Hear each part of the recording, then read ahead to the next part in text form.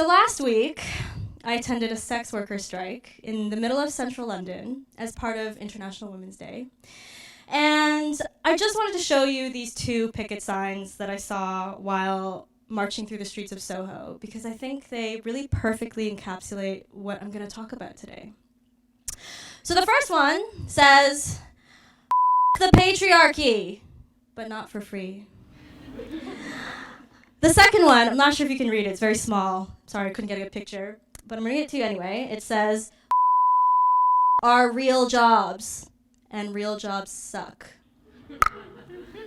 So, yeah, I know. Anyway, let's unpack that, shall we? But before we do, let me introduce myself. My name is Samantha Sun. I am an artist, an activist, an academic, a semi-retired stripper, professional circus performer, burlesque performer, the co-director of a social enterprise, and an all-around pro-nude scallywag bimbo pocket rocket, and as my colleague has just said, bad bitch. Yes. I did my undergrad in fine art. Not sure if you can tell. And even though I consider myself to be very privileged, I have the full support of my parents, my family, and my friends, I still decided to strip at the age of 19 to support my art practice, because studying art in London is one of the most expensive things you can possibly do. In my final year, I was still just painting. I'm a painter. And my tutor looked at my work and she said to me, "I don't know why you still paint. You are very clearly a performer," which I think is quite obvious now. But at the time, I wasn't out as a stripper yet. In the same way that people are in and out of the gay closet, you can be in and out of the sex work closet. And to this day, even though I am out and proud in both respects, there's still a fear that I can never go back. No one will ever see me as a normal person, a civilian, ever again. Because sex work follows you around for the rest of your life. Whether you've done porn for 3 months just to pay off some bad debt, or whether you strip for 20 years as a career stripper, it doesn't matter. Sex work will follow you around and marks you for life. Because that's how stigma works. So what did I do? I started bringing a pole everywhere with me. This is me dancing and stripping at Central St. Martin's in their building in Granary Square at King's Cross for a student show. This is me stripping in a Gothic church in Euston for UCL, University College London, also for their student union. Yes, the church let me put up a pole, and yes, I took my clothes off for money in a church, and I don't think I'll ever get to do that again. I have also, fun fact, stripped right here at LSE for their student union. This is the building just around the corner, Soswe Hawk, in 2018, long before I ever knew I would come and do a master's here. Now listen, I'm not religious, I don't believe in destiny or fate, but I think there is some level of truth to the whole God works in mysterious ways thing. I first got involved with stripper activism with the East London Strippers Collective, of which I am now a co-director. And us, like many grassroots cooperatives and collectives that are focused on sex workers and sex worker owned, a lot of what we do basically is to repackage our erotic labor and try to provide meaningful employment for members of our community outside the strip club context. So for those of you who don't know or have never been to a strip club before, I'm going to explain to you what it's like to work there. So we are very much part of the gig economy, and depending on who you are, you might be working informally as well, right? I don't get paid a wage by the club. I gotta pay them. This is called a house fee. It can be anywhere between £20, I've paid 50, some girls I know paid 80, and some people pay 110. It's totally arbitrary. There are no ethical standards on what is an okay house fee. They just pick and choose. On top of that, I have to pay a commission to the club off all my nightly earnings, and that is anywhere between 30 to 50%. That means if I have walked out of the club with £600, which is okay. I'm not the best stripper, I'm not the best hustler, but £600 is okay. I've actually made $1,200, but I had to give half to the club. That is outrageous. No other industry works like this. And sure, I think hairdressers have to pay, a fee for the chair that they rent in a salon, or personal trainers often have to pay a gym some kind of rental fee. But the difference between me and them is I don't have the power to take my bosses to court when they commit things like wage theft or discriminatory hiring and firing practices. And this is a direct result of literally stripping us of our employment rights. And that happens because of how stigmatized and criminalized the industry is. So I'm going to spend the rest of the talk being Captain Save-A. I'm going to save you. I'm going to rescue you, because people like to fall into two traps when it comes to sex worker justice. So I'm going to rescue you right now. The first trap that people fall into, right, is when they find out about our working conditions, they go, oh my God, this can never keep happening. Oh my God, could they possibly treat all these women like this? No more strip clubs for everybody. No more porn stars. No more boobs for you. No more fun for you. Now, if you know anything about how the war on drugs has basically failed, you will know that having an abolitionist stance and trying to make an entire industry illegal does not work. It is the oldest profession in the world for a reason. We're not going anywhere.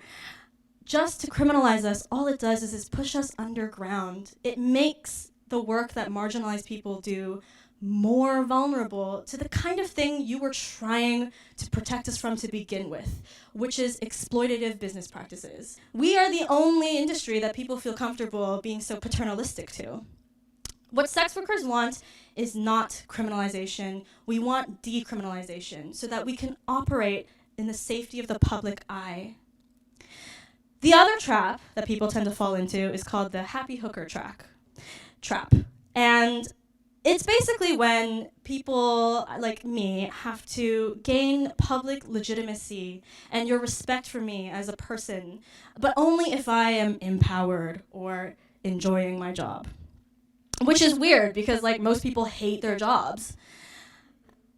So it's kind of complicated, right? Because as a stripper, part of my job is to sell you a fantasy, right? Part of my job is to convince you that I'm enjoying it, that I like your tie, I like your glasses, you smell nice, and yes, I am attracted to men.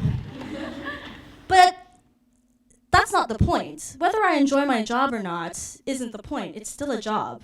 And I want you to think about work right now. I want you to think about the stuff that you have done for money in the past. I want you to think about the jobs that you have or right now have. And most jobs just suck. We're going to go back to that sign that says are real jobs and real jobs suck. Lots of work is not empowering. Lots of work sucks. Lots of work is not dignified. Lots of work is not fun. And lots of work is degrading, whether it's sex work or not.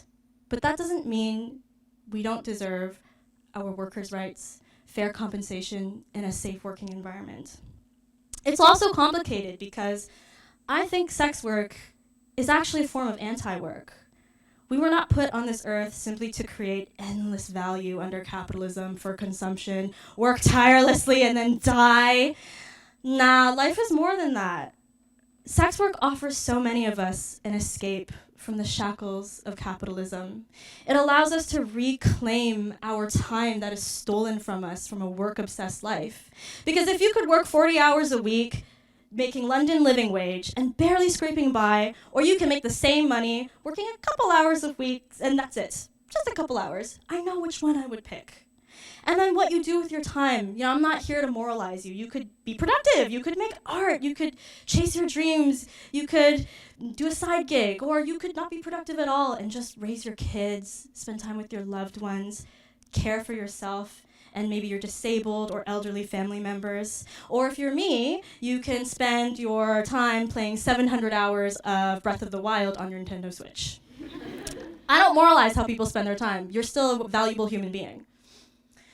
And so this is not an exhaustive at all list or abstract of sex worker justice. I really encourage you to look up more about this because there's so much to be said.